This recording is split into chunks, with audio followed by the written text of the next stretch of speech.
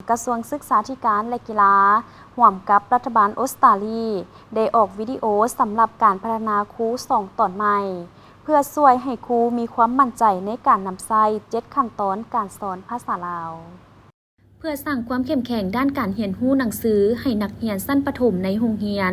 กระทรวงศึกษาธิการและกีฬาร่วมกับรัฐบาลออสเตรเลียโดยผ่านแผนงานบีคัว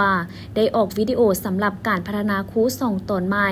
วิดีโอล่าสุดนี้ได้ช่วยครูสอนขั้นป .1 นำใช้1ในวิดีโอใหม่ในปึ้มครูมือครูวิชาภาษาลาวฉบับปรับปรุงใหม่ที่เอิ้นว่า7 ขั้นตอนในการเรียนภาษาลาววิดีโอผลิตโดยสถาบันค้นคว้าวิทยาศาสตร์การศึกษาและสอดคล้องกับสุดอุปกรณ์ที่สร้างขึ้นโดยกรมสร้างครูเพื่อสนับสนุนการพัฒนาวิชาชีพครูแบบต่อเนื่องของครูปึ้มครูมือครูวิชาภาษาลาวขั้นป .1 ฉบับปรับปรุงใหม่แม้นได้พิมพ์ออกในสุขเฮียน2024-2025แนะนำวิธีการพัฒนาทักษะการเรียนของนักเรียนชั้นประถมที่มีการปฏิบัติตัวจริงส่งเสริมการเรียนร่วมและวิธีการสอนที่เหมาะสมกับนักเรียนหลายขึ้นจุดสำคัญของวิธีการแม่น7 ขั้นตอนการเรียนภาษาลาวเป็นกิจกรรมที่ม่วนนำใช้ท่าทางและมีส่วนร่วมโดยนักเรียน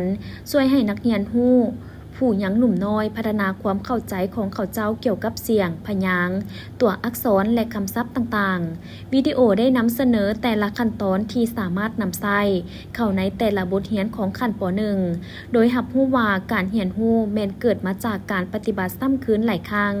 ความต่อเนื่องแต่กิจกรรมเฮ็ดให้นักเรียนมีโอกาสในการปฏิบัติตามและพัฒนาทักษะการเรียนรู้หนังสือขั้นพื้นฐานตลอดสุขเรียน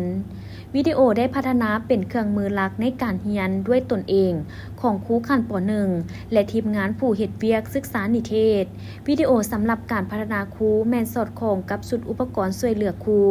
สามารถช่วยให้ครูเห็นวิดีโอการปฏิบัติและคำแนะนำเฉพาะวิดีโอแม่นสามารถเรียนรู้วิธีการได้ครบถ้วนวิดีโอทำอิฐแม่นแนะนำแต่ละขั้นตอนให้คำอธิบายที่ชัดเจนมีการสาธิตให้ห้องเรียนตัวจริงและมีคำแนะนำที่เป็นประโยชน์จากผู้เฮ็ดเวียกศึกษานิเทศเกี่ยวกับวิธีการแก้ไขสิ่งท้าทายวิดีโอที่2แสดง2 ตัวอย่างเต็มของแต่ละขั้นตอนให้เห็นวิธีการนำใช้วิธีการใหม่ในการสอนครูจะเห็นตัวอย่างของ7 ขั้นตอนที่สามารถนำใช้ได้ตัวจริงใน2 ตัวอย่างเพื่อแนะนำคำศัพท์ใหม่จากบทเรียนวิชาภาษาลาวขั้นป .1